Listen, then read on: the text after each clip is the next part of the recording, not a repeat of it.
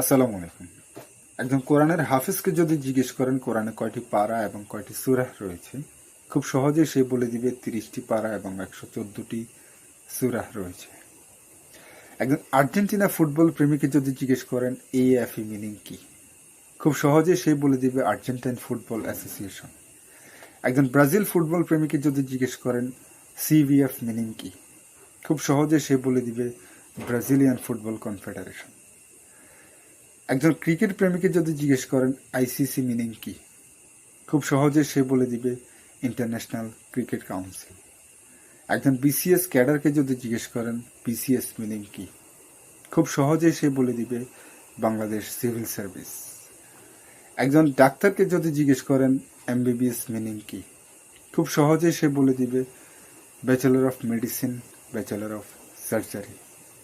একজন ডক্টরকে যদি জিজ্ঞেস করেন পিএইচডি মিনিং কি, খুব সহজেই সে বলে দিবে ডক্টর অফ ফিলোসফি।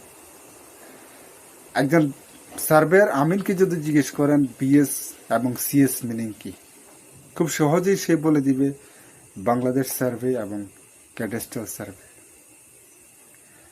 একজন বিআরটিএ কর্মকর্তাকে যদি জিজ্ঞেস করেন বিআরটিএ মিনিং কি, খুব সহজেই সে বলে দিবে বাংলাদেশ রোড ট্রান্সপোর্ট অথরিটি। একজন এলএলবি পড়ুয়া স্টুডেন্টকে যদি জিজ্ঞেস করেন এলএলবি মিনিং কি, খুব সহজেই সে বলে দিবে ব্যাচেলর অফ ল।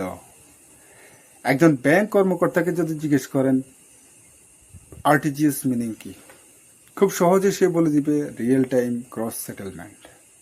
একজন এনজিও কর্মীকে যদি জিজ্ঞেস করেন এনজিও মিনিং কি, খুব সহজে সে বলে দিবে নন গভর্নমেন্ট অর্গানাইজেশন। একজন নাসা কর্মকর্তাকে যদি জিজ্ঞেস করেন নাসা মিনিং কি, খুব সহজেই সে বলে দিবে national Aeronautics space of administration.